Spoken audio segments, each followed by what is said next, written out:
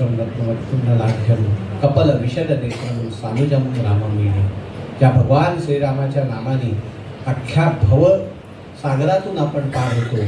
त्या श्रीरामाबद्दल आपण काय बोलणार.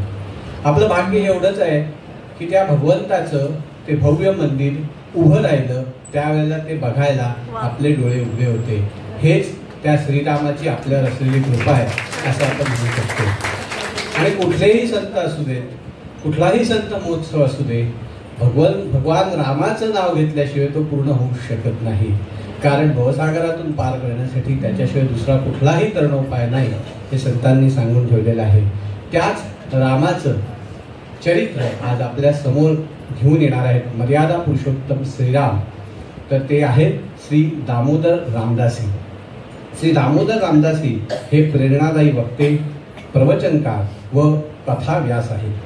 श्रीमद भागवत कथा, श्री रामायण कथा ते करतात. रामदासी मठ नवगण राजुरी जिल्हा बीड या परंपरेतले ते आहेत. 1994 पासून ज्ञानेश्वरी, दासबोध आणि इतर अनेक आध्यात्मिक विषयांवर प्रवचन करत ते भारतभर फिरत असतात. त्यांनी मास कम्युनिकेशन आणि पत्रकारिता यात सुद्धा डिप्लोमा केला आहे. 2007 साली त्यांनी सत्यानंद योग सेंटर पुणे येथून योग, प्राणायाम आणि ध्यानाचे प्रशिक्षण सुद्धा घेतले आहे. ते अनेक आध्यात्मिक शिबिरांचं आयोजन करत असतात. प्रसिद्ध वक्ते व लेखक श्री प्रकाश रामदासी यांचे आपली संस्कृती, आरोग्य, संपन्न 100 वर्षे जगा आणि श्री ज्ञानेश्वरी चिंतन हे ग्रंथ त्यांनी संपादित केले आहेत. 2002 पासून मूल्य शिक्षण, व्यक्तिमत्व विकास, तणावमुक्ती व आनंदी मानसिकता या विषयावर त्यांनी महाराष्ट्रातील अनेक संस्थानांमध्ये व्याख्याने दिली आहेत. 2010 पासून एकपात्री नाटक योद्धा संन्यासी स्वामी विवेकानंद यांचे हिंदी व मराठीमध्ये भारतभर 400 पेक्षा अधिक यशस्वी नाट्यमंचन त्यांनी केले आहे. या कार्यक्रमाच्या माध्यमातून स्वामी विवेकानंदांच्या चरित्रातील महत्त्वाच्या घटना व प्रेरणादायी विचार लाखो तरुणांपर्यंत त्यांनी पोहोचवले आहेत. आपल्या बालविकास संघामध्ये हा आपण संत महोत्सवातच स्वामी विवेकानंदांचा योद्धा संन्यासी हा प्रयोग, शंकराचार्य हा प्रयोग केलेला होता. बरोबर, शंकराचार्य हा प्रयोग.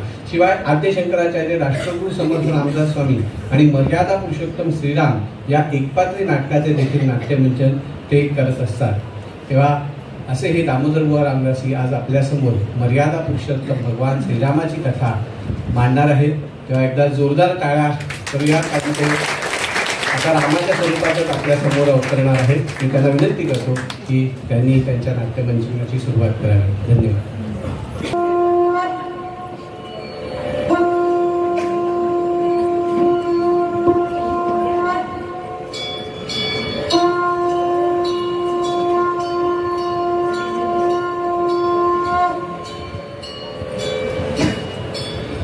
रामो राजमणि सदा विजयते, रामं रमेशं भजे. रामेणाभिहता निशाचरचमू, रामाय तस्मै नमः. रामान्नास्ति परायणं परतरं, रामस्य दासोऽस्म्यहम्. रामे चित्तलयः सदा भवतु मे, भो राम मामुद्धर.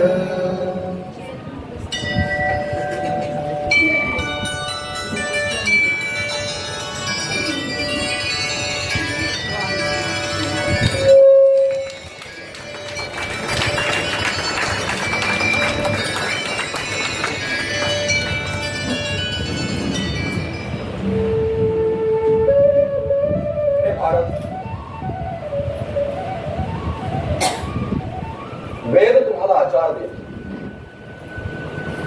वेदांत तुम्हाला विचार दे, पुराण तुम्हाला उच्चार दे, पण माझं चरित्र तुम्हाला साक्षात्कार दे. गंगे समान दुसरं तीर्थ नाही, माते समान दुसरा गुरु नाही.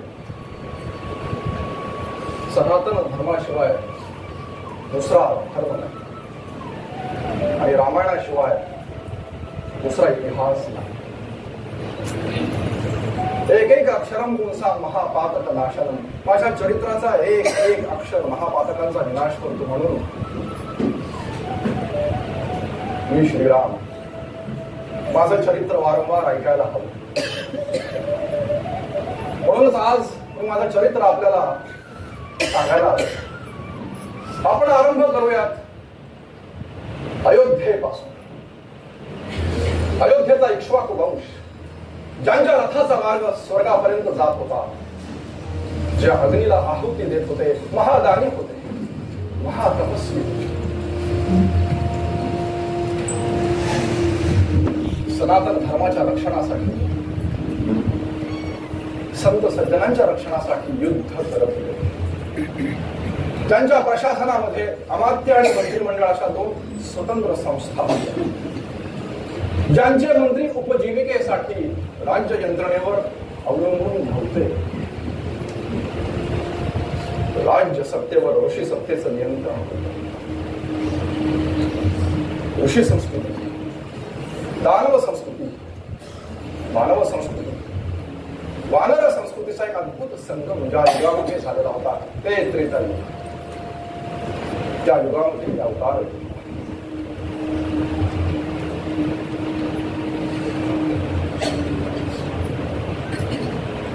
पुत्र प्राप्तीसाठी चक्रवर्ती महाराज दशरथांनी पुत्र कामेष्ठी यज्ञाचा आरंभ केला. परम पावनी शरयू नदीच्या किनारी ऋष्यशृंग ऋषींनी अग्नीला आहुती दिली आणि त्या अग्नीतला एक दिव्य महापुरुष प्रकट झाला. त्यांनी दिव्य प्रसाद महाराज दशरथांना दिला.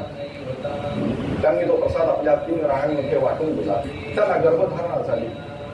चैत्र नवमीचा दिवस, पुनर्वसू नक्षत्र, 5 ग्रह उच्च स्थानावर असताना कौशल्या मातेच्या उदरी मी श्रीराम मी अवतार धारण केला. माता कैकेयीच्या उदरी भरतान, माता सुमित्रेच्या उदरी लक्ष्मण शत्रुघ्न अवतार धारण केला.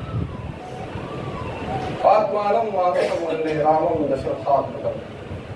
मी दशरथाचा पुत्र श्रीराम स्वतःला मनुष्य समजतो.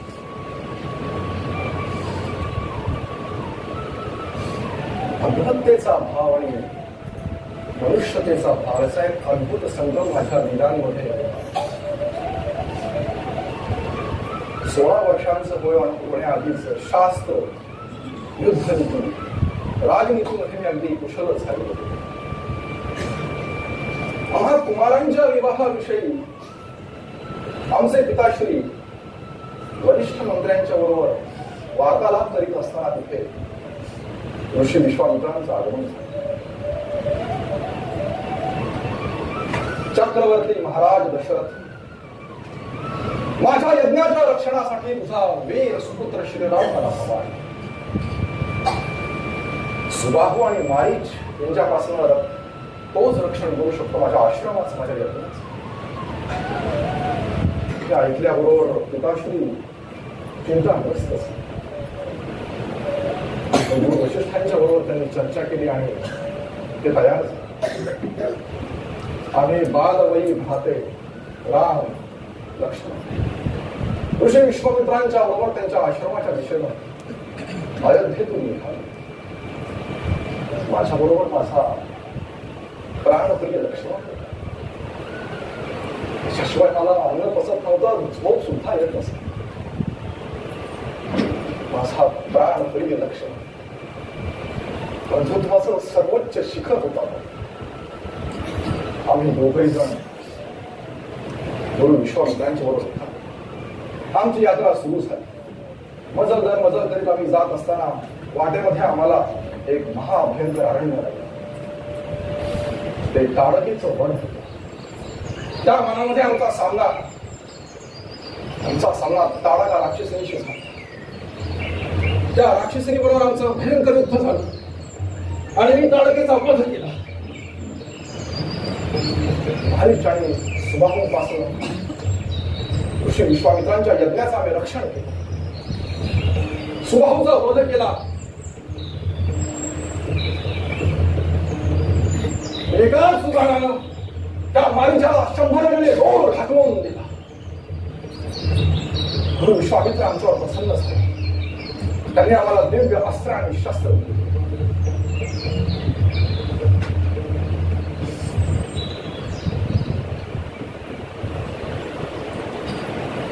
मिथिला नगरीतून एक निमंत्रण आलेलं होतं गुरु विश्वामित्रांना.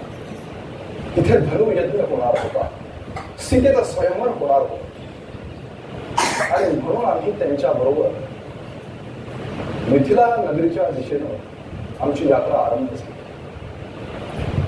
त्या यात्रेमध्ये मिथिला नगरीच्या सीमेवर आम्ही आलेलो असताना एका आश्रमात आलो, निर्जन आश्रम. हजारो वर्षांपूर्वी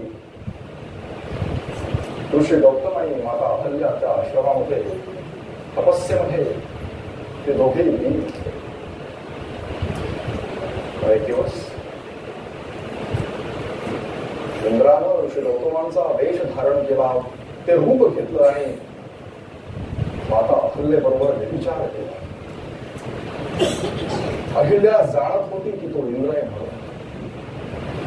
पतीच्या शापापासून स्वतःच आणि इंद्राचं रक्षण करण्यासाठी तिनं इंद्राला तिथून त्वरित जाण्यासाठी सांगितलं. पण तिथे ऋषी गौतम आले.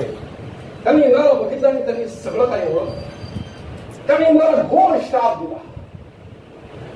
अहल्याला हे अहल्ये, हजारो वर्षांपर्यंत या आश्रमामध्ये तू वायू भक्षण करून एकटीच श्रीराम येथील त्यांच्या दिव्य स्पर्शानं उद्धार तोपर्यंत या आश्रमात तू श्राप देऊ नये. आम्ही या आश्रमामध्ये आलेलो होतो. तो आश्रम निर्जन होता खरा, पण माता अहल्येच्या तपश्चर्येमुळे चारही दिशेला त्यांचं तेज आणि बघत. ऋषी विश्वामित्रांच्या आज्ञेने त्या शिलेला मी स्पर्श केला, त्यांना वंदन केलं. त्यांनी त्यांचा दिव्य देह धारण केला. माता अहल्येनं माझ्या समोर त्या प्रकट झाल्या. त्यांनी आमचं स्वागत केलं, पूजन केलं. ऋषी गौतम तिथे आले. माता अहल्येने त्यांचं शरीर पूर्ववत धारण केलेलं होतं. दोघेही जण ते दंपती आपल्या तपश्चर्येमध्ये परत एकदा मिथिला नगरीमध्ये आमचं भव्य स्वागत झालं. महाराज जनक स्वतः आलेले होते. गुरुजनांनी त्यांनी वंदन केलं, पूजन केलं. त्यांच्या राजप्रसादामध्ये ठेवलेलं ते शिवाचं प्रचंड धनुष्य होते. 10 वर्षांपूर्वी यज्ञासाठी भूमी नांगरत असताना त्यांना त्या भूमीत एक कन्या प्राप्त झाली. त्यांनी तिचं नाव सीता ठेवलं. जो या प्रचंड शिवधनुष्याला उचलण्याचं सामर्थ्य ठेवतो त्याच्याशीच सीतेचा विवाह होईल, त्याचा पुराण होता. सीता मिथिला नगरीच्या त्या पुष्प वाटिकेमध्ये मी तिला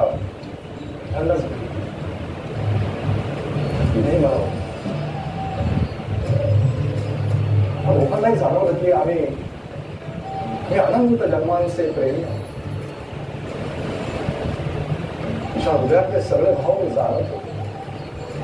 तिने मनोमन आई भवानीला प्रार्थना केली, माझ्याशीच विवाह व्हावा.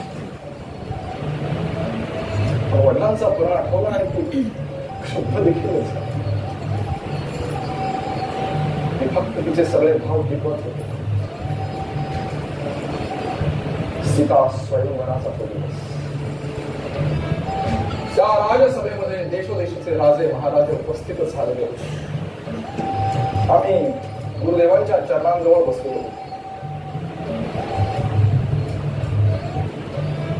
एक एक राजा, एक एक महाराज पुढे यायचा आणि त्या शिवधनुष्याला उचलण्याचा प्रत्येक जण प्रयत्न करत होता, पण सगळेजण विफल झालेले होते.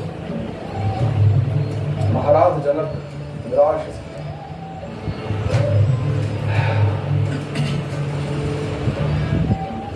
आपण सर्वजण आता इथून जाऊ शकतो. हे अतिशय निराश झालं. काय या पृथ्वीवर हे देखील शूरवीर नाही जो या प्रचंड शिवधनुष्याला उचलू शकेल. आपण येऊ शकतो. ही पृथ्वी क्षत्रिय विहीन झाली असं मला वाटतं. हे ऐकल्याबरोबर लक्ष्मणाला क्रोध आला. महाराज जनक, ज्या राजसभेमध्ये रघुवंशी बसलेले असतात तिथे ही भाषा शोभत नाही. मी संकेतानंच लक्ष्मणाला शांत राहायला सांगितलं. गुरु विश्वामित्र बसलेले होते, त्यांनी मला संकेत केला.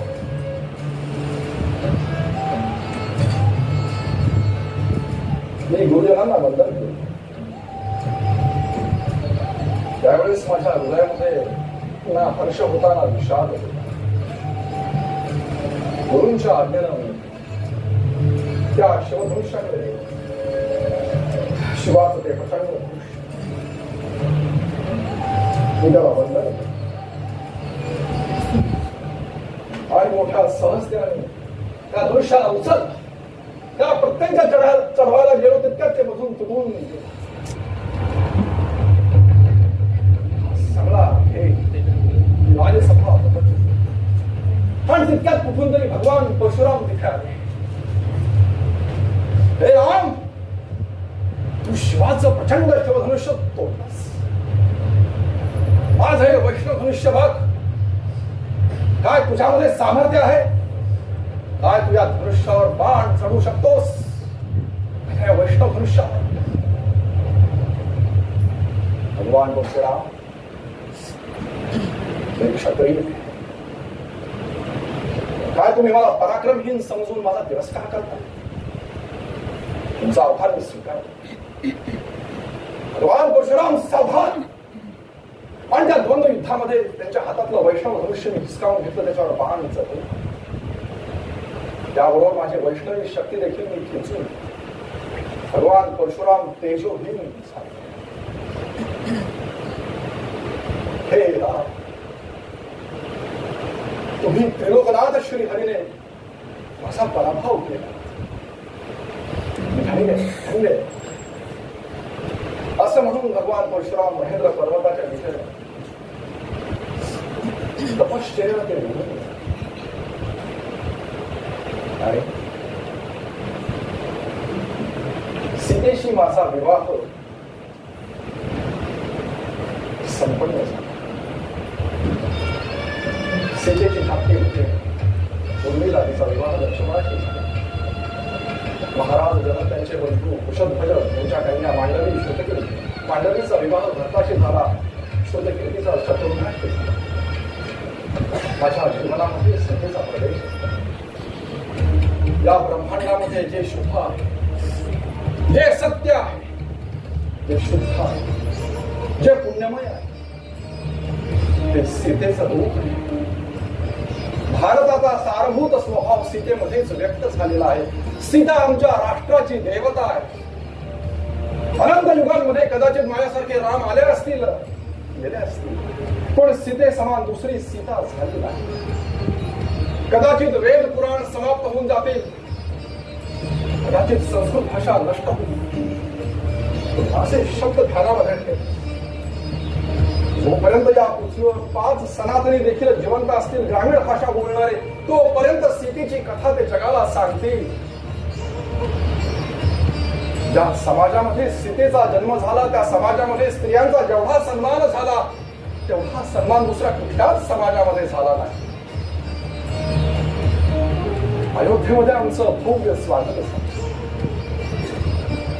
सगळ्या अयोध्येमध्ये आनंदाचं, उत्साहाचं अगदी वातावरण.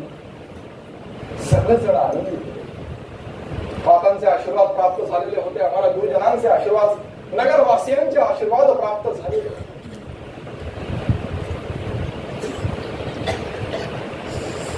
आमचे पिताश्री, त्यांच्या मनामध्ये माझा युवराज्याभिषेक व्हावा असं त्यांचं स्वप्न होतं. संपूर्ण अयोध्येमध्ये त्यांनी ते जाहीर केले. सगळ्यांना खूप आनंद झालेला होता. सर्व गुरुजनांना, वरिष्ठ मंत्र्यांना आनंद झालेला होता. रामाचा राज्याभिषेक होता. सगळीकडे आनंदाचं वातावरण. माझ्याच द्वारा निर्धारित नियतीच्या मनामध्ये काही वेगळाच खेळ होता. माता कैकेयीची दासी मंथरा, तिनं मातेच्या मनामध्ये भेद उत्पन्न केला. मातेसाठी राम दोन्ही समान होते. कान गोष्टींनी माता संमोहितच झाली. तिच्या मनामध्ये भेद उत्पन्न झाला. मंथरेनं मातेला देवासूर संग्रामातली ती घटना स्मरण करून दिली.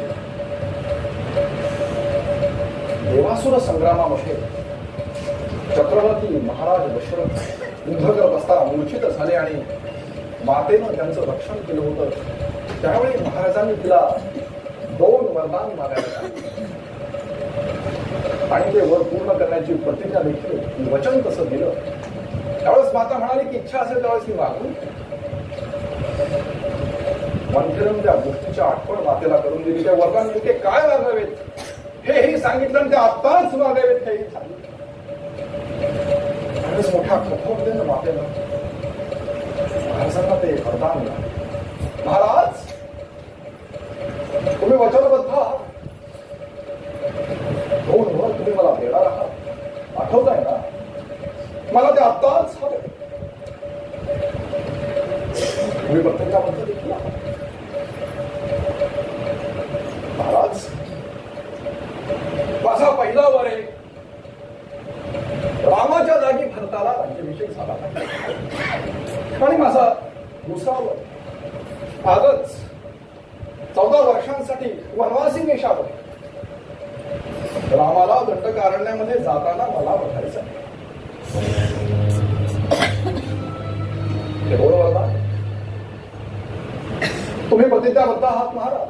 मला ते पूर्ण करावेच लागेल.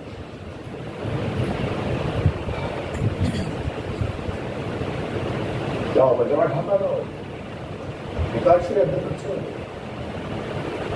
अनेक पद्धतीनं त्यांनी मातेला समजवण्याचा प्रयत्न केला. मातेनं काय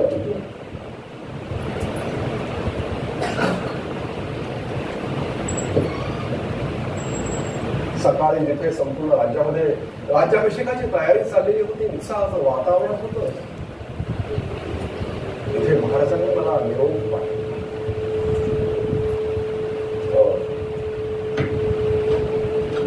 महाराजांच्या भवनामध्ये मी गेलो. त्यांच्या कक्षेमध्ये मी प्रवेश केला आणि मी बघितलं आई काय झालं का त्यांच्या डोळे डबडबले.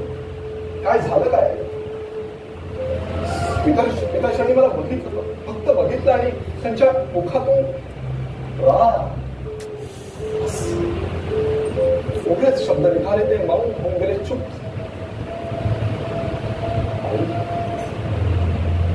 अशा हातनं काय अपराध झालाय का ग? अक्षरींच्या डोळ्यामध्ये अश्रू काय काय काय झालं काय सांगू काय?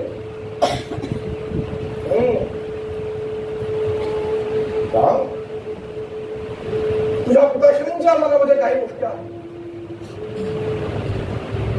तुझ्या भयानं ते बोलू शकत नाही. तुझ्या पिताश्रींनी मला 2 वरदान दिलेलं आहे आणि वचन देखील दिलेलं आहे की ते पूर्ण करते म्हणून.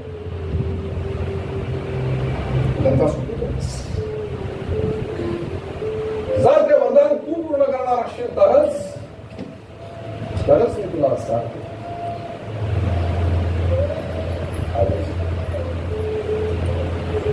पिताश्री म्हणत असतील तर मी अग्नीमध्ये उडी मारायची माझी तयारी आहे. विष देखील मी प्राशन करेन. अगं पिताश्रींची आज्ञा पाळणं, त्यांची सेवा करणं हाच तर सनातन धर्म. बोल आई. कनिष्य प्रतिजानेती रामो दीर्घनाथी भाषण. मी राम प्रतिज्ञा करतो, जी आज्ञा असेल त्याचं मी पालन करेन. मी वचन देतो आई. बोल बोल काय आहेत ते 2 वरदान?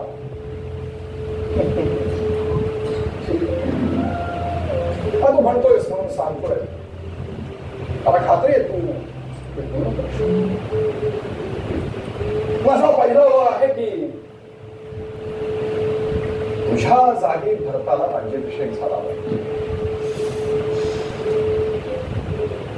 दुसरा वर लक्षात आजच वनवासी वेशामध्ये 14 वर्षांसाठी दंडकारण्यात तुला जावं लागेल.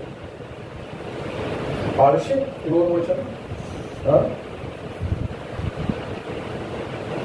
आई, माझ्या भरताला राज्याभिषेक होणार. खूप आनंद झालाय, खूप आनंद झालाय. मी आजच वनासाठी निघतो. आई, भाऊ ते माझ्यासाठी फक्त एक नातं नाही, माझ्या हृदयातला तो एक हळवा कप्पा आहे. मी आजच मनासाठी निघतो. त्यावेळेस मी शांत होतो, समचित्त होतो.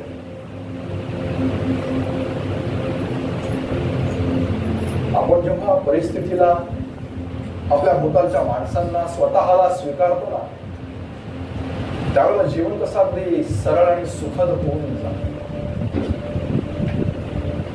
जीवन एक संघर्ष आहे असंही म्हणता येईल, आणि जीवन एक उत्सव आहे असंही म्हणता येईल. आपल्या दृष्टिकोनावर सगळं सुखदुःख अवलंबून असतं. त्या वनामध्ये मला जायचं होतं, उत्सव साजरा. वानप्रस्थ जीवन तो एकांत, रावण वधाचं माझं अवतार प्रयोजन हे पूर्ण होणार होतं. मला हे आमंत्रण देत, मला स्वतःवर विश्वास होता. एक स्वतंत्र जीवन त्या वनामध्ये मी जगणार होतो. आपण जेव्हा स्वतंत्रतेनं जगतो ना, त्यावेळेस आपण पूर्ण क्षमतेनं काम करतो. त्या वनात मला जायचं.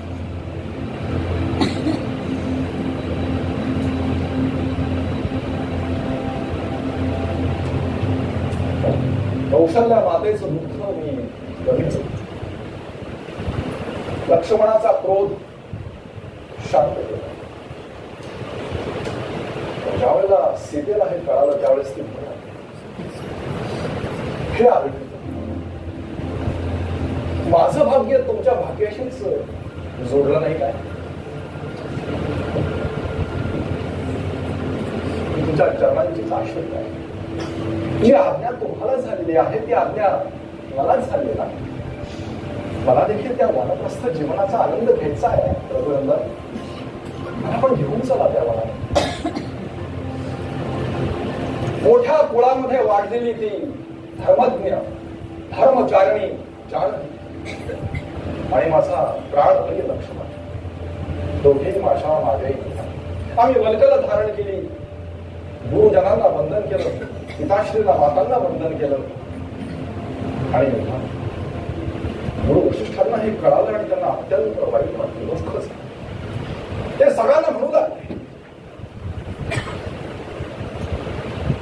जोपर्यंत श्रीराम वनवासातनं माघारी येत नाही तोपर्यंत सीता सिंहासनावर बसून राज्य करू शकते. हे अयोध्येचं संविधान आहे.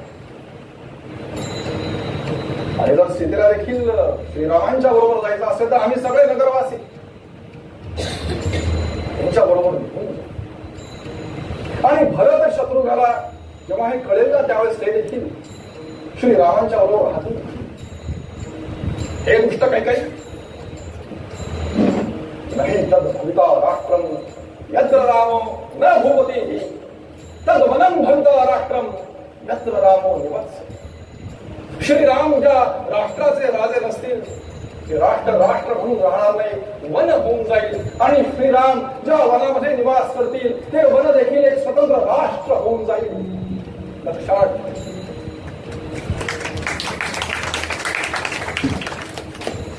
आम्ही सर्वांना वंदन केलं. आमचे ज्येष्ठ मंत्री सुमंत्र यांच्या रथावर आरूढ होऊन आम्ही अयोध्येत निघालो. सगळे नगरवासी दुःखामध्ये अगदी बुडून गेलेले होते. सगळे आमच्या मागे मागे निघाले. काही जण तर त्या रथाला लटकलेले देखील होते. तमासा नदीच्या काठी आम्ही ती रात्र काढली. रात्री सगळे प्रजाजन निद्रेमध्ये निघून होऊन गेलेले होते. आम्ही एका बाजूला बसलो. प्रातःकाळी कोणालाही न सांगता गुपचूप रथावर आरोहून आम्ही तिथून निघालो. कोणालाही न सांगता.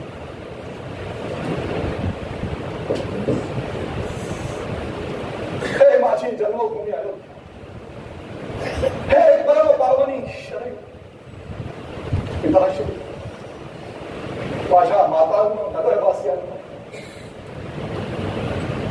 दर्शन मला कधी होणार? स्वतःचीच समजून घातली. राम, भूतकाळ आता सोडून दे, वर्तमान सत्य आता स्वीकार. आणि आम्ही गंगेच्या किनारी आलो. शृंगवेर शृंगवेर, तिथे माझा बालसखा निषादराज मुख होता. त्याच्या आलिंगनामध्ये माझा सगळा श्रम परिहार होऊन गेला. आम्हाला गंगेच्या पार जायचं होतं. त्यानं केवटाला बोलवलं. केवट तिथे आला. तो आम्हाला म्हणू लागला, हे रघुनंदन, हे राम, मी असं ऐकलंय की तुमच्या चरणरजाच्या त्या स्पर्शानं श्वेची सुंदरस्त्री झाली. तुमचा स्पर्श झाला तर माझी नौका काय सुंदर स्त्री होईल. मला क्षमा करा. आधी मला तुमचे चरण धुवू दे, मग मी तुम्हाला गंगा पाठवतो. कबूल आहे का? ठीक आहे, ठीक आहे. आणि केवटानं त्याच्या परिवारानं चरण धुतले आणि ते सगळं चरणोदक घेऊन टाकलं. त्याने आम्हाला गंगा पार केली. केवट, आमच्यामुळे तुला श्रम झाला ना. सौभाग्य, कृतज्ञता, प्रेम, या सगळ्या भावनांनी त्याचे डोळे डगडगले. खरंच माझ्याकडे त्या केवटाला देण्यासाठी काही नव्हतं.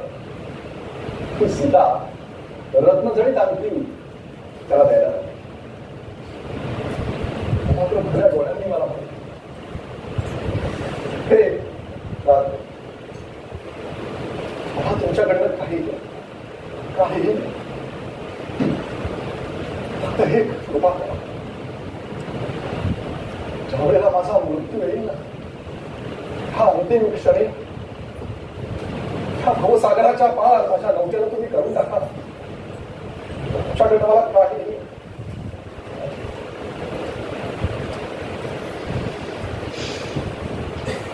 कृतज्ञता, प्रेम, दास्य भाव त्याच्या डोळ्यात दिसत होताच. आम्ही धनुष्य धारण केलेलं होतं, कवच धारण केलेलं होतं. वडाचा चीक केसांना लावून जटा बांधलेला. आणि आमचं ते रूप तिथे जमा झालेले सगळेजण बघत. गंगा पार आल्यानंतर आमची ती यात्रा चालू झाली. गंगा, यमुना यांचं संगम क्षेत्र तीर्थराज प्रयाग तिथे आम्ही आलो. यमुनेचं पूजन महाज्ञानी भरद्वाज मुनींच्या आश्रमात त्यांचं दर्शन आणि आशीर्वाद आम्हाला प्राप्त झाले. तिथून आम्ही चित्रकूटला गेलो. चित्रकूट पर्वतावर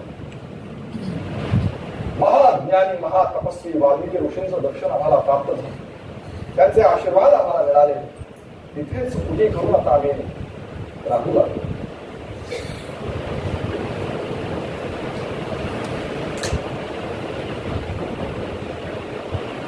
अयोध्येमध्ये पिताश्रींनी देह सोडला.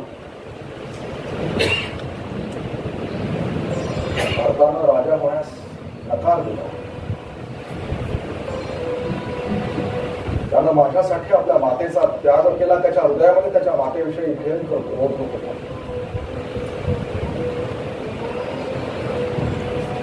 अयोध्येची चतुरंगी सेना घेऊन मातांना घेऊन तो चित्रकूटला आला.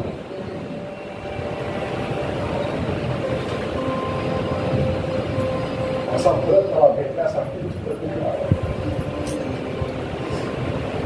लक्ष्मणानं लांबून ही चतुरंगी सेना बघितली. त्याला असं वाटलं की भरत युद्ध करण्यासाठी आलेला आहे. भयंकर राग आणि हातामध्ये धनुष्य घेऊन युद्ध करण्यासाठी लक्ष्मण निघाला. पण त्याला मी थांबलो, लक्ष्मणा थांब, भरत युद्ध करण्यासाठी आलेला नाहीये. आणि माझे बंधू, माझे मित्र, त्यांच्या रक्ताने लांछित झालेलं सिंहासन मला नको आहे. या पृथ्वीचं राज्य मला हवं आहे, पण माझ्या भावांसाठी हवं, माझ्यासाठी नको ना. माझा भरत मला भेटायला आला. भरताला मी माझ्या हृदयाशी हे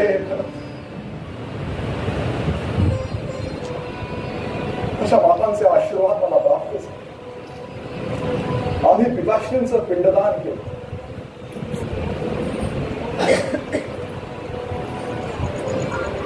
हे महाज्ञानी खरं.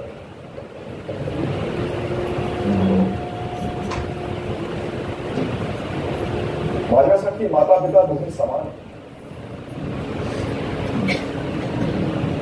मातेच्या आज्ञेचं पालन मी करतोय.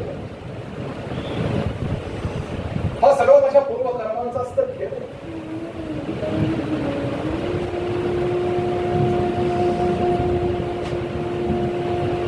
महासागरामध्ये दोन ओंके एकमेकांना भेटतात आणि काही काळानं एकमेकांपासून दूर निघून जातात.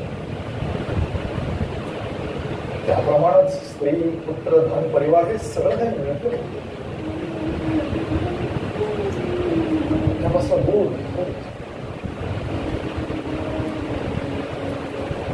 भावनेपेक्षा कर्तव्य श्रेष्ठ आहे. भारत माझ्या अयोध्येला जा आणि अयोध्यावासियांची सेवा कर. विपरीत परिस्थितीमध्ये देखील चित्ताचा समतोल ढासळू देऊ नकोस. कर्तव्याचा निर्वाह कर. हाच सनातन धर्म आहे.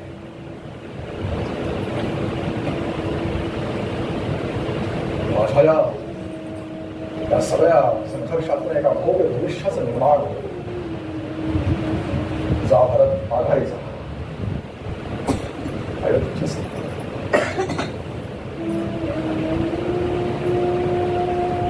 दादा दादा तुम्ही म्हणताय तर मी जाईन. प्रेम सेवा. मला तुमच्याकडनं एक वचन होतं.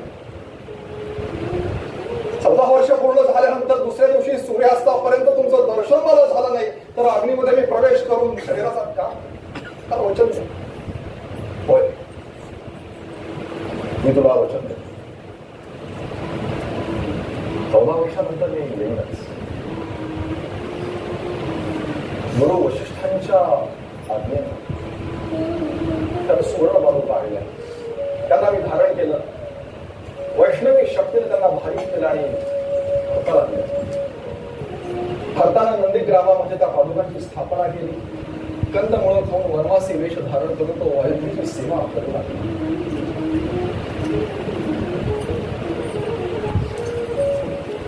या चित्रकूट पर्वतावर आम्ही राहतो. अनेक ऋषीमुनींचे तिथे आश्रम होते. तपस्यामध्ये ते लीन असायचे. म्हणून रावणाचा बंधू खर त्याला ऋषींना पीडा देण्यास सुरुवात केली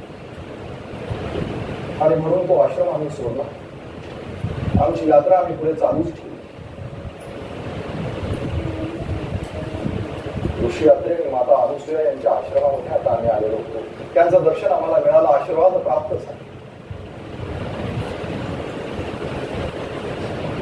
आणि आम्ही महाभयंकर दंडकारण्यामध्ये प्रवेश केला. महाभयंकर दंडकारण्य.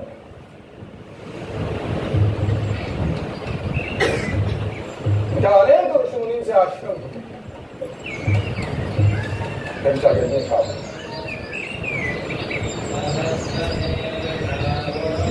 त्यांच्या वेदमंत्रांचा तो उद्भव, सगळं वातावरण कसं अगदी पवित्र. महातपस्वी शरभंग ऋषी, ब्रह्मज्ञानी सुदेश्वर ऋषींचं दर्शन आम्हाला प्राप्त झालं. ते अनेक राक्षसांचा वध करीत होते. आणि एक दिवस सीता मला म्हणतात,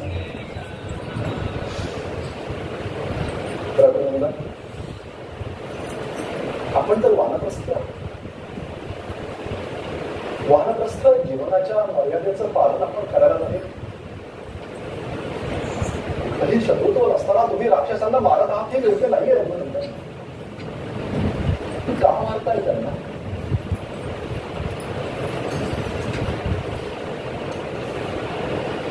सीतेचं हृदय कोमल होते, ती अतिशय प्रेमळ होती, कारण तिला श्रीरामाचं ध्यान. पण मी तुला समजून जानकी,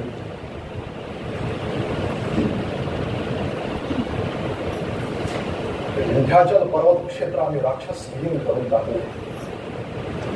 त्याचप्रमाणे दक्षिण दिशेला असलेलं हे दंड काढण्याचं क्षेत्र आम्हाला राक्षस विहीन करून टाकायचं.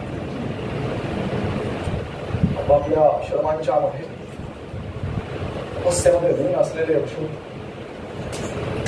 नवीन पिढी घडवणारे आचार, शिक्षक यांचं जे उदात्त आचरण आहे हाच सनातन धर्म. हे अधर्मी, हे राक्षस येतात, त्यांची ग्रंथालय जाळतात, त्यांच्या आश्रम उद्ध्वस्त करतात, ठार मारतात. या सर्व राक्षसांना मारण, त्यांचा वध करणं यासाठीच तर माझा अवतार लिखित केला आहे. अरे धन्य आहे ते ऋषी, धन्य आहे ते तपस्वी, धन्य आहे ते शिक्षक, हे आचार्य. मृत्यूला सामोरे गेले पण आपला स्वधर्म सोडला नाही. या राक्षसांच्या वाट्यावर ते चालत गेले नाही. आता सगळेजण संत सज्जन एकत्रित आलेले आहेत. हा अन्याय, हा अत्याचार, हा बलात्कार, या शोषणाच्या विरोधामध्ये त्यांनी विद्रोह पुकारलेला आहे. त्यांच्या हृदयामध्ये जो अग्नी जळत आहे ना, त्याला मला शांत करायचा नाहीये. त्यांच्या संघर्षाचं मी नेतृत्व करतो जानकी. एक क्षत्रिय आहे, हा संघर्ष मला करावाच लागेल. आणि जेव्हा वीर पुरुष पावलं पुढे टाकतात त्यावेळेला ते माघार घेत नसतात. भलेही मृत्यू आला तरी चालेल, हा संघर्ष मला करावाच.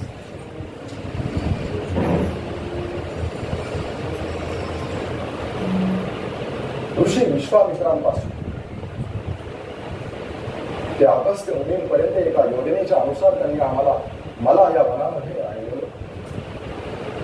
ऋषी अगस्त्यांनी मला दिव्य अस्त्र आणि शस्त्र दिले. ऋषी मुनींच्या त्या आश्रमांमध्ये कुठे 4 महिने, कुठे 6 महिने, कुठे 10 महिने, कुठे वर्षभर आम्ही राहिलेलो होतो. आता आमचा वनवास संपवायला केवळ 1.5 वर्ष शिल्लक राहिलेलं. आम्ही गोदावरीच्या तटी आलो, पंचवटीमध्ये. लक्ष्मणाने तिथे अतिशय सुंदर अशी पर्णशाळा उभी केली. तिथे आम्ही आता राहू लागलेलो होतो. शरद ऋतू संपलेला होता आणि हेमंत ऋतूचं आगमन झालेलं. एक दिवस मी, सीता आणि 2 जण पर्णशाळेमध्ये बसलो होतो. त्या परिसरामध्ये आमचा परिचय विघराज जटायू यांच्याशी झालेला होता. आमच्या अनुपस्थितीमध्ये सीतेच्या रक्षणाचं उत्तरदायित्व त्यांनीच तर स्वीकारले. त्या पंचवटीत, त्या आश्रमामध्ये आमचे दिवस कसे अगदी चाललेले होते, छान सुंदर. त्या अरण्याचा आनंद आम्ही घेत होतो. आणि पर्णशाळेमध्ये सीतेबरोबर एक दिवस बसलेला असताना तिथे एक राक्षसी आहे. सुंदर रूप तिनं धारण केलेलं होतं. ती माझ्या समोर मला म्हणू लागली, राम किती सुंदर आहेस. मी शोभन, रावणाची बहीण, तू किती सुंदर आहेस. मला तुझ्याशी लग्न करायचंय. दर्शन माझ्याशी लग्न. मला स्वीकार. तुझ्या शेजारी बसलेली ही अशक्त स्त्री मीला खाऊन टाकते. आपण या दंड कारण्यामध्ये चिरकालापर्यंत यौवनाचा आनंद घेऊ. रामकृष्ण माझ्याशी विवाह. आता माझा हास्य विनोद करण्याचा स्वभाव. त्याला ना सुंदरी शोभांखे, आता थोडं माझं तरी आहे. किती अशक्त स्त्री बसलेली आहे ना, ही माझी प्राणप्रिय भार्य आहे सीता. जर तुझ्याशी विवाह केला तर तुला काय सबक आवडणार नाही, हो की नाही?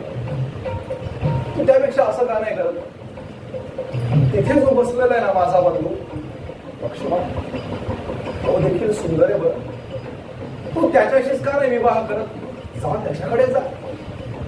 ती काममोहित राक्षसी लक्ष्मणाकडे गेली. लक्ष्मणच होता. त्यानं तिचा उपहास केला. अगं शोभणखे सुंदरी, अगं थोडं माझं तरी ऐकून घे. बघ, मी माझ्या ज्येष्ठ बंधूंचा दास. आता तू जर माझ्याशी विवाह करशील तर तू पण त्यांची दासी होशील, नाही का? त्यापेक्षा असं कर ना, तू त्यांच्याशीच विवाह कर, त्यांची कनिष्ठ भार्या होऊन जा तू. काही काळानंतर राम सीतेचा त्याग करतील आणि तुझ्यावर प्रेम करू लागतील. जा जा त्यांच्याकडे जा, त्यांच्याशीच विवाह कर. निर्लज्ज शोभणखा परत माझ्याकडे आली. तिला तर थोडा राग आलेला होता. हे राम, या अशक्त स्त्रीसाठी तू माझा उपहास करतो, अपमान करतोयस ना? आता मी तिला खाऊनच टाकतोय. ती सीतेकडे वळाली, पण मी मात्र एका हुंकाराने तिला स्तंभित करून टाकलं. तितक्यात लक्ष्मण आला आणि त्या खडगाने तिचे कान नाक कापून टाकले. ती भयभीत झाली आणि तिथून ती पळाली. तिच्या बंधूंकडे खरं दूषण आलं. खरं दूषण.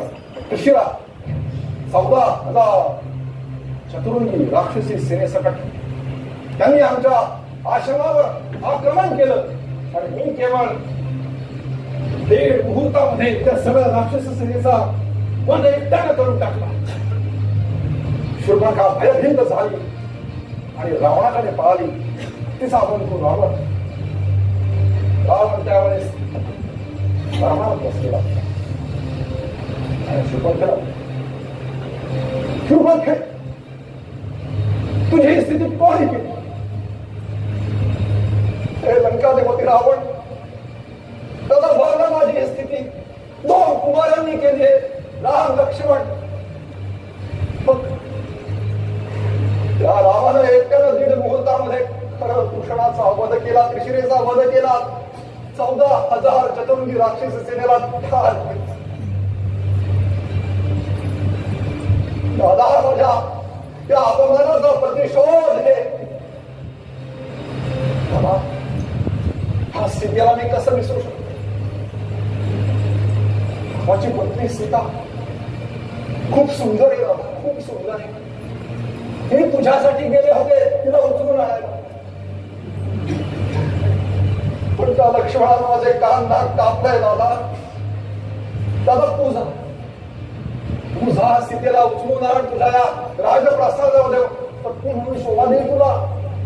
तू जा माझ्या अपमानाचा प्रतिशोध घे दादा, प्रतिशोध घे. रावणानं तिचं सगळं म्हणून ऐकून घेतलं. शूर्पणखेनं सीतेचं जे वर्णन केलेलं होतं त्यामुळे रावण त्याच्या मनामध्ये एक योजना निर्माण झाली. योजना पूर्ण करण्यासाठी रावण त्याचा मामा मारीच्याकडे गेला, ताडकेचा पुत्र मारीच, आणि त्यानं त्याची सगळी योजना मारीच्या ऐकली. मामा,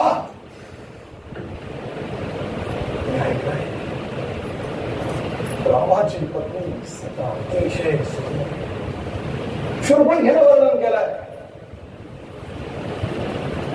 मला तिचा अपहार करायचा आहे, लंकेत आणायचा, तिच्याशी विवाह करायचा आहे. तुझी मदत मला हवी बाबा. माझ्या मनात एक योजना आहे,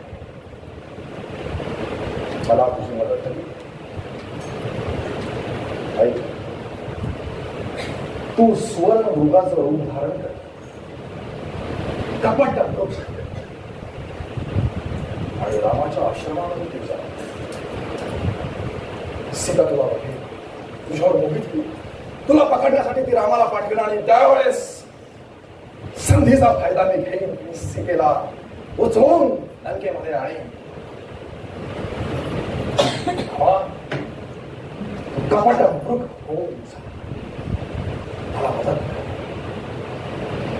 वारीच्यानं रावणाला समजवण्याचा पुष्कळ प्रयत्न. हे लंकाधिपती रावण, माझ्याकडनं होणार शक्य. तू अजून श्रीरामांच्या बाणांचा अनुभव केलेला नाही. मी घेतलाय तो अनुभव. ऋषी विश्वामित्रांच्या आश्रमावर जाणव सुभागुला काळ केलं हर भूषण त्रिशिरा यांचा वध केला. काय त्या रामाला तू साधारण मनुष्य समजतोस? एकाच बाणामध्ये 100 जणी दूर त्यानं मला फेकून दिला होता. हे त्याच्या भयानं मी सगळी कुकर्म सोडून दिली आणि सत्कर्माला लागलोय. माझ्याकडनं होणार नाही. सीतेला विसरण करून मागरे लंकेत निघून हे ऐकल्याबरोबर रामाला अतिशय राग आला. मारीच दोन्ही प्रकाराने आपलं मरण बघत होता. शेवटी त्याला निर्णय घेतला, हे रावणा, तुझ्या हातनं मरण्यापेक्षा मी श्रीरामांच्या हातून मरण श्रेयस्कर समजेन. मी तयार. आणि मग मारीच सुवर्ण मृग झाला आणि आमच्या आश्रमामध्ये आला. सीतेनं त्याला बघितलं. हे आर्यपुत्र, बघा ना, तो मृग, ते हरिण किती सुंदर आहे. रघुनंदन बघा ना, जर तुम्ही त्याला जिवंत पकडलात ना तर तो आपलं मनोरंजन करेल. आणि जर तुम्ही त्याचा वध केला ना, त्याचा चर्म आसन म्हणून उपयोगी पडेल. रघुनंदन जा ना, पकडा ना त्याला. किती सुंदर आहे ते हरिण. जा ना राघव, जा. सीतेनं हट्ट केला. लक्ष्मणा, आश्रमामध्ये दक्षिणा धनुष्यबाण घेतला आणि त्या हरणाच्या मागे मागे गेला. ते हरिण मोठं मायावी होतं. तेव्हा आश्रमापासून दूर घेऊन गेले. कधी ते अदृश्य व्हायचं, कधी प्रकट व्हायचं. पण शेवटी मी ब्रह्मास्त्राचा वापर केला आणि एक महाभयंकर बाण त्या हरणावर सोडला. बाण लागताच ते हरिण खाली कोसळत. त्याने माझ्या आवाजामध्ये एक करुण स्वर काढला, सीते, हे लक्ष्मणा, धावा, मला रक्षण करा. लक्ष्मणा, कुठे आहेस तू? सीते. हे ऐकल्याबरोबर आश्रमामध्ये सीता घाबरत भयभीत झाली. लक्ष्मणा, नक्की तुझे दादा संकटात आहेत. तू त्वरित जा बरोबर त्यांना. जा जा लक्ष्मणा, जा. ते संकटामध्ये असतील ना. काळजी करू नका. दानव, यक्ष, राक्षस, गंधर्व कोणी देखील श्रीरामांशी युद्ध करण्याचं सामर्थ्य ठेवत नाही. घाबरू नका. नाही लक्ष्मणा, तू त्वरित जा. जा बघ तुझ्या दादांना नक्की ते संकटात. सीतेचं ते मर्मभेदक कठोर भाषण आहे. लक्ष्मणाने नाही लाजानं तो इथून निघाला मला बघण्यासाठी. पण जाता जाता त्यानं त्या आश्रमाच्या द्वारावर एक दिव्य रेखा आखली. म्हणजे ती रेखा तुमचं रक्षण करेल. काहीही झालं तरीचं उल्लंघन तुम्ही करू नका. आणि लक्ष्मण मला बघण्यासाठी म्हणून जंगलामध्ये त्या वनामध्ये आला आणि संधी बघितली त्या रावण ब्राह्मणाच्या वेशामध्ये आश्रमामध्ये आला.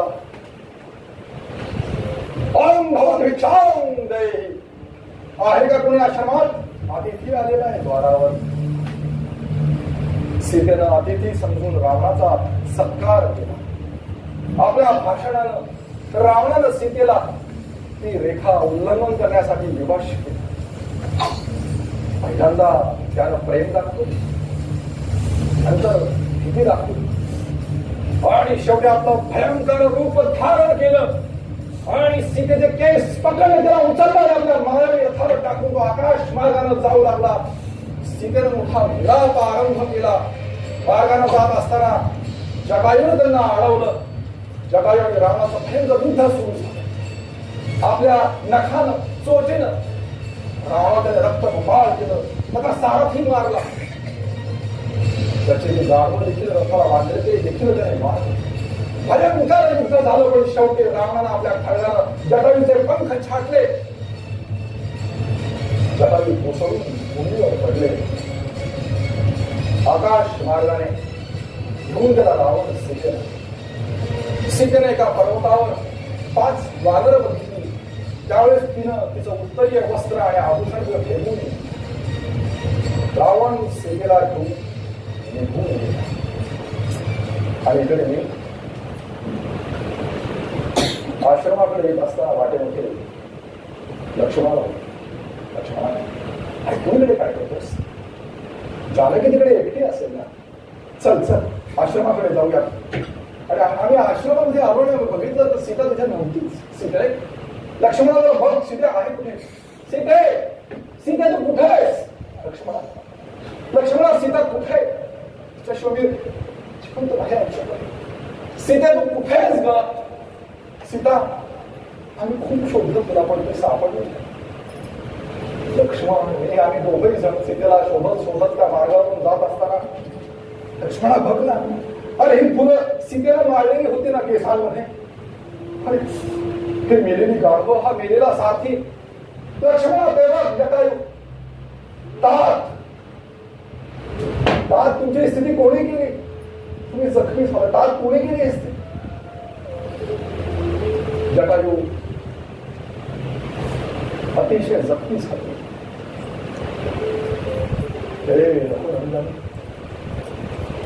जानकीचा अपहार रावणाने दक्षिण दिशेला तो तिला घेऊन गेला.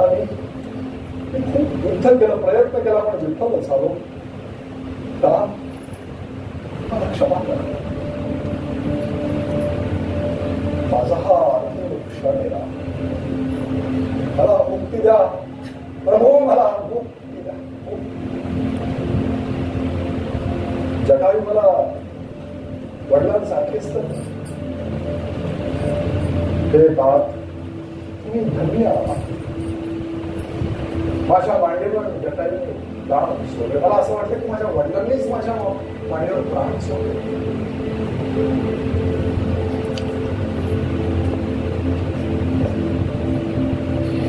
आम्ही दक्षिण दिशेला पुढे चालला. मनुष्यतेचा भाव आणि भगवत्तेचा भाव त्याचा एक अद्भुत संगम माझ्या दिलेमध्ये होता.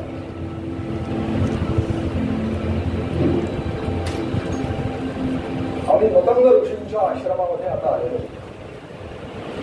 त्या आश्रमामध्ये एक साधू आमची प्रतीक्षा करत होते. शबरी तिचं नाव.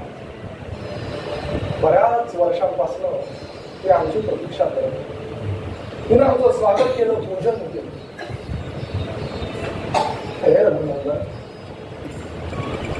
आज मी धन्य झाले.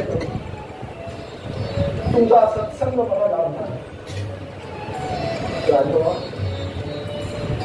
किती वर्षांपासून मी तुमची प्रतीक्षा करते. ते राघवा, मी आश्रमातली एक सर्वसाधारण स्त्री तुमची वाट बघते.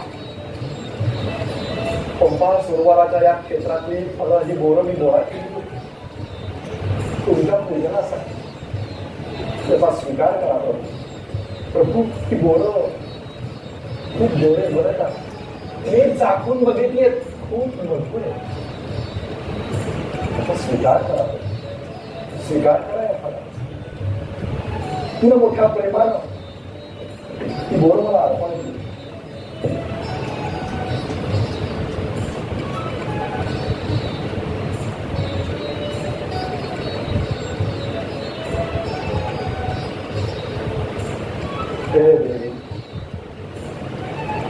अत्यंत मजबूत ही बोर आहे.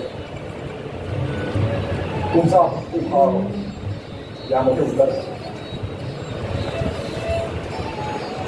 अन्न जेव्हा भक्तिमय होतो ना त्यावेळेस ते प्रसाद बनतो. पाणी जेव्हा भक्तिमय होतो त्यावेळेस ते तीर्थ बनतं.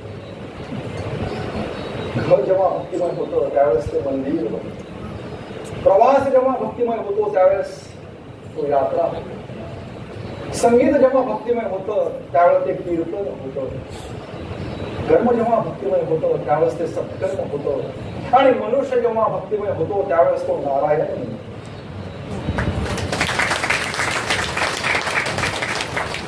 तुम्ही धन्य आहात. तुमचं जीवन भक्तिमय झाले. सद्गुरूंची कृपा, सद्गुरूंचा सत्संग, जप, ध्यान, भगवत कथेचा आनंद, समाधी, समर्पणता, सरलता हे सगळं तुम्हाला आधीच उपलब्ध झालेले आहे. इतकंच भाग्यवान आहे.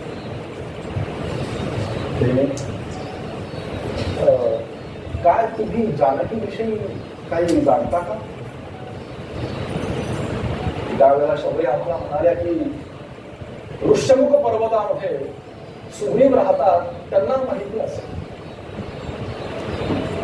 त्या देवीनं, त्या साध्वीनं माझी आज्ञा घेऊन त्या ब्रह्मलोकी निघून गेले.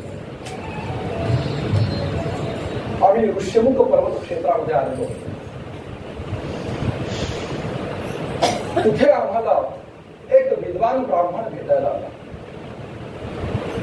त्याची भाषा प्रवाह मार्ग, प्रत्येक शब्दाचा उच्चार स्पष्ट होता, व्याकरणाचा चांगला जाणता, वेदांचा जाणता असा तो संभाषण कुशल होता. आणि आमचा परिचय करून दिला, इथे येण्याचं कारण देखील सांगितलं. आणि त्यावेळेस त्यानं त्याचं मूळ रूप आम्हाला दाखवलं. तो तर माझा हनुमान होता. हे हनुमंता, हनुमंता, हनुमंत म्हणू लागला मला. हे प्रभू, मी तुमचा चरणांचा दास हनुमान, वानरी बुद्धीमुळे तुम्हाला ओळखू शकलो नाही. हे हनुमंता, अरे हृदयाशी लाग, महारुद्राचा अवतार माझा हनुमान.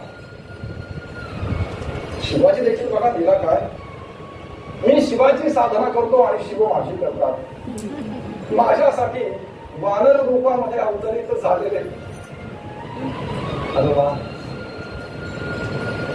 परस्पर विरोधी क्षमता हनुमंताच्या मध्ये प्रगट झालेल्या. हनुमंत सुंदर, हनुमंत भीम भयानक, हनुमंत सुकोमल, हनुमंत वज्र कठोर, हनुमंत समाधी बघ, हनुमंत नृत्य गायन प्रिय आहे. देवता त्याची पूजा करतात आणि राक्षस त्याच्या चरणावर पडून आहेत. जो हनुमंताची उपासना करतो त्याच्यामध्ये देखील या परस्पर विरोधी क्षमता विकसित व्हायला लागतात. म्हणून तुम्ही हनुमंताची उपासना करा. हनुमंतामुळेच सुग्रीवाशी आमची मैत्री. अग्नीच्या साक्षीनं सीता शोध घेण्याचा त्याने निर्णय घेतला. आम्हाला तसं वचन देखील सुग्रीव त्यानं आम्हाला सीतेनं फेकलेलं उत्तरीय वस्त्र आणि आभूषण दाखवलं. दर्शना, ती आभूषण जरा बघतोस का दादा? नाहम जानामी केयुरे, नाहम जानामी कुंडले, नूपुरे त्वभिजानामी नित्यम पादारी वंदना. दादा, ही नूपुर नक्कीच वहिनीच्या, कारण मी तुमच्या चरणांची पूजा करतो, मला माहिती आहे. आणि हे केयूर कुंडल नेमकी कोणाचे आहेत मी सांगू नाही शकत. लक्ष्मणानं सीतेचा चेहरा कधी बघितलाच नव्हता असं नव्हतं. सीतेची चरण, त्याच्यासाठी मातृ चरण होते, ध्यानाचा विषय होतो. म्हणून चटकन त्याने ती नूपुर ओळख. सुग्रीवानं त्याची कथा आम्हाला ऐकवली.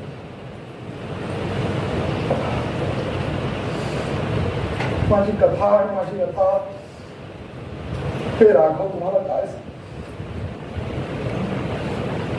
वाली माझा मोठा बंधू, किष्किंध्याचा राजा. एक दिवस असं झालं की मायावी नावाच्या राक्षसाबरोबर त्याचं युद्ध झालं, द्वंद्व युद्ध. पुढे लढत लढत त्या विवरामध्ये शिरले. वाली तर मला विवराच्या द्वारावर उभं केलं. एक संवत्सर निघून गेलं प्रभू, पण काय दोघांना त्या बाहेर काय आलेच. बऱ्याच दिवसांनी त्या असुराची गर्जना मी ऐकली. मला असं वाटलं की वालीचा आता वध झालेला आहे. त्या विवरातनं रक्त बाहेर आलेलं मी बघितलं. वराच्या द्वारावर ती शिळा लावून टाकली आणि माघारी आलो किष्किंधेमध्ये. किष्किंधेच्या मंत्र्यांनी माझा राज्याभिषेक केला आणि मी राजा झालो. बऱ्याच दिवसांनी दिवसांनी वाली माघारी आला. त्यानं मला सिंहासनावर बसलेलं बघितलं. त्याला अत्यंत राग आला. त्याला मला मारहाण केली. मला हाकलून दिलं राज्यात.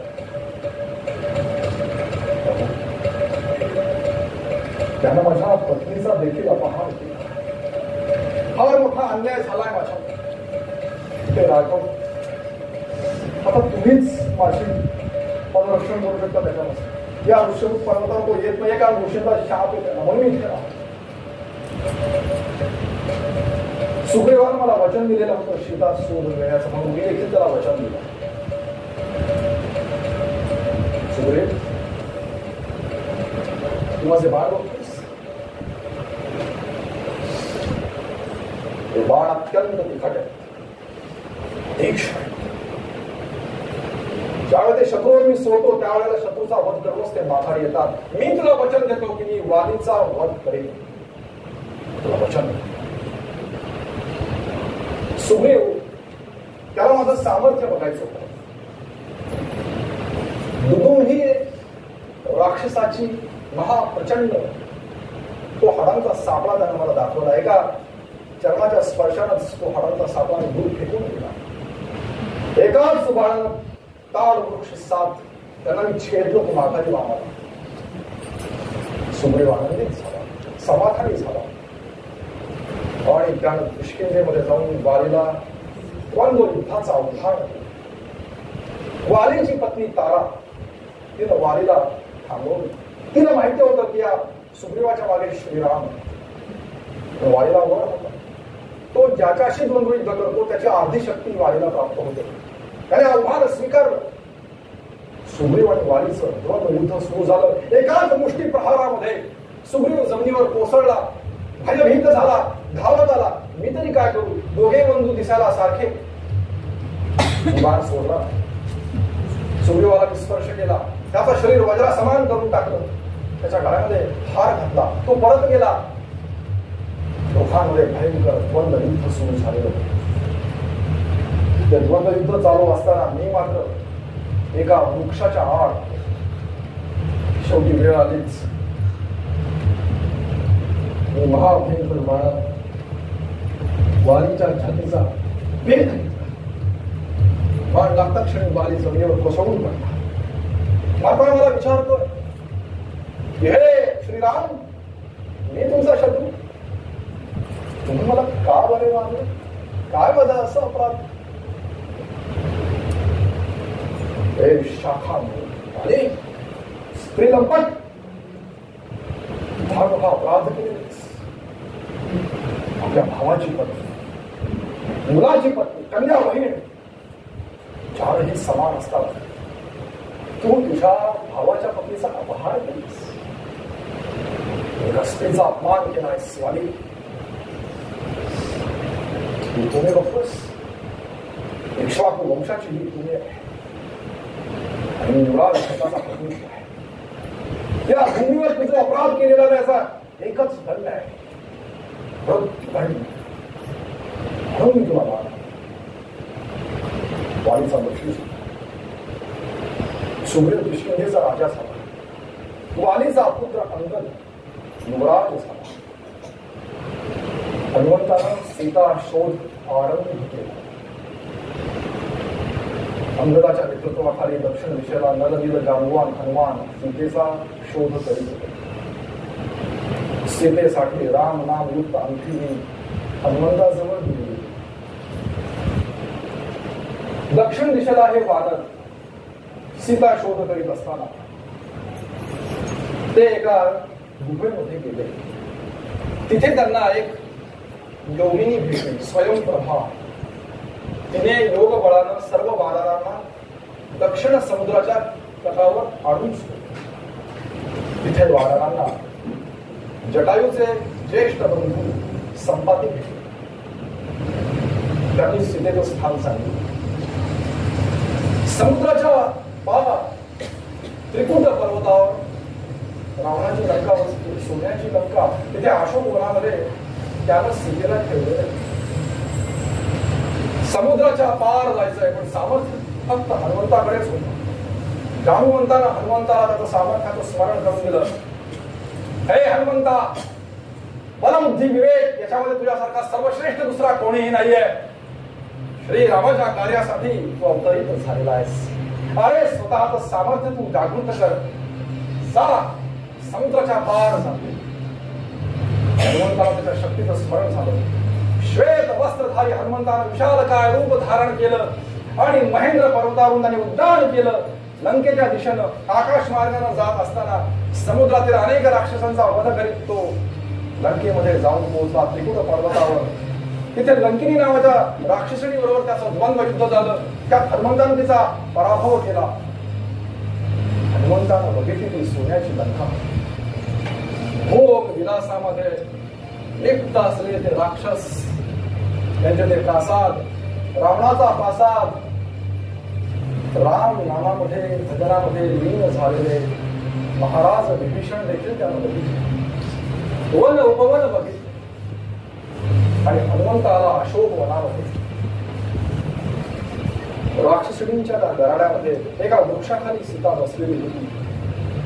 उपवासामुळे कृश झालेली होती. तिचे वस्त्र मलिन झालेले होते. हनुमंतानं सूक्ष्म रूप धारण केलं आणि तो वृक्षावर जाऊन लपून बसला. इतक्यात ते रावण आला. सीतेला म्हणू लागला, ए सुंदरी, घराचा त्याग, माझा स्वीकार. बलात्कारानं स्त्रियांचा अपहार करणं हा तर राक्षसांचा धर्म आहे ना. कामदेव माझ्या शरीरामध्ये विषय वासनेला आंदोलित करतात.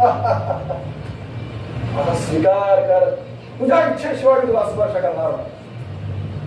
हयाचा त्याग कर. माझा स्वीकार.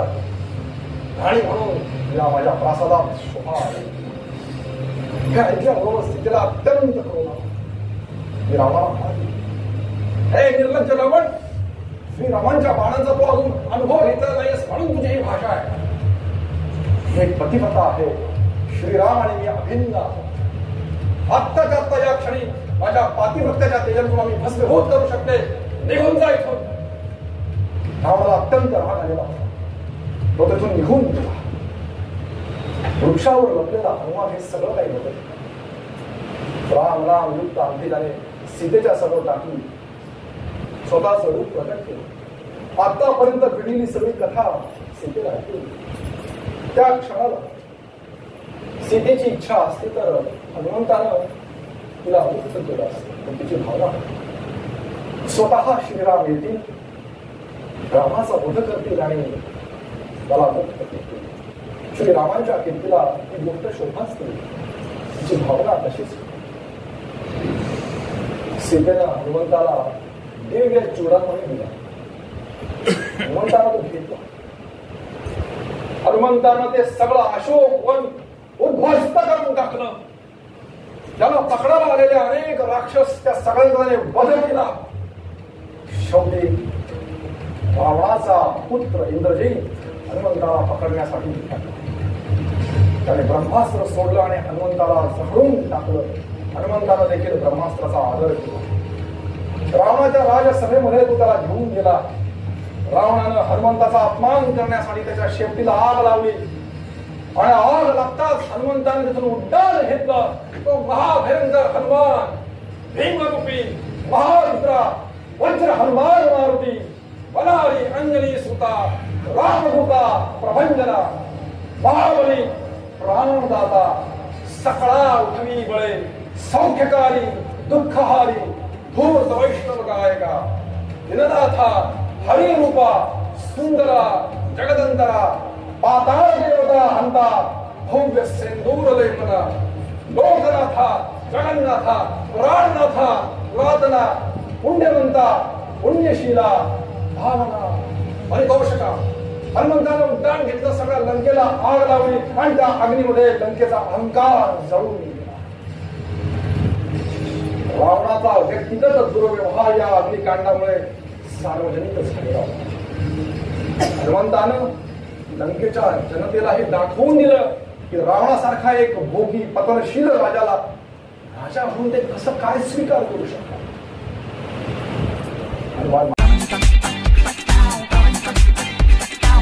आचार्य 98